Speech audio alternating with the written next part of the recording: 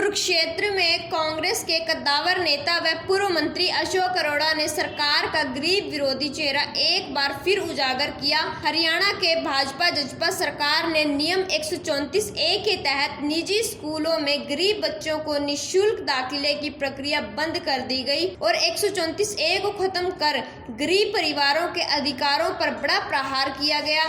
अब गरीब छात्रों का निजी स्कूलों में पढ़ने का सपना अधूरा रह जाएगा और अब यह मुफ्त शिक्षा का अधिकार भी गरीब बच्चों से छीन लिया गया है। उन्होंने कहा कि सरकार को इस फैसले को तुरंत वापस ले लेना चाहिए। इसके साथ साथ उन्होंने महंगाई को लेकर कहा कि हरियाणा प्रदेश के अंदर 25 पैसे महंगी बिजली को जबरदस्ती थोपा जा रहा है और यह पूंजीपतियों की सरकार है।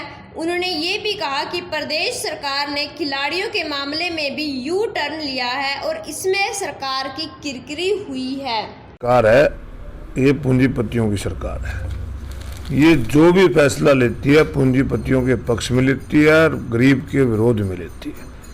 किस प्रकार से गरीब आदमियों को प्राइवेट स्कूलों में गरीब आदमी के बच्चे उन लोगों के साथ बैठ सकें, एक सरकार की तरफ से, कांग्रेस पार्टी की तरफ से एक उस समय प्रावधान किया गया था कि 134A में सरकार पैसा देगी, 10% बच्चों को उसमें एडमिशन मिलना था, परंतु इन्होंने वो ख़त्म कर दिया क्योंकि सरकार की तरफ से पैसा नहीं मिला।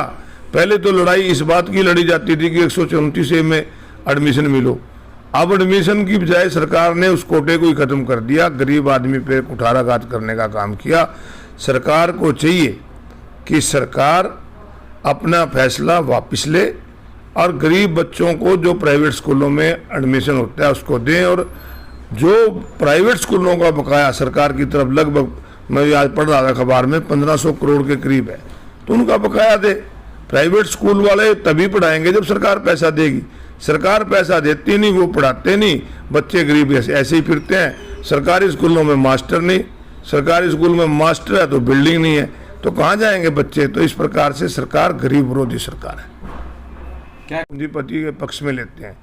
प्राइवेट स्कूल जो बड़े बड़े स्कूल थे वो बच्चों को पढ़ाने से मना करते थे और सरकार उसकी फीस नहीं देती थी, तो उनको कैसे फायदा पहुंचाया जाए, गरीब बच्चों को उनके अधिकार से कैसे वंचित रखा जाए, ऐसा फैसला सरकार ने कर दिया जो पूरी तरह गरीब विरोधी है, बच्चों के विरोध में है।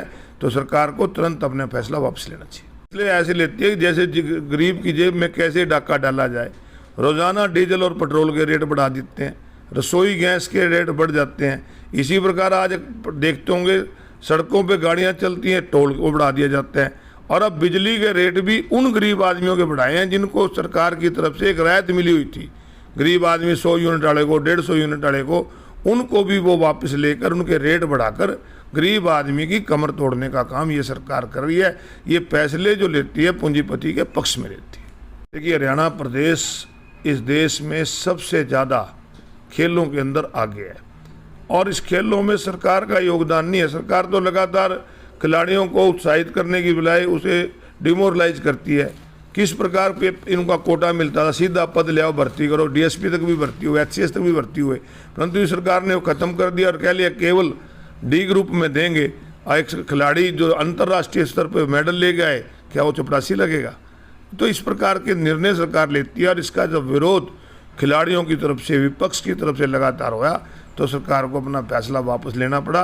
सरकार को ऐसे निर्णय लेने चाहिए ताकि खिलाड़ी और उत्साहित होकर इस देश का नाम रोशन करें।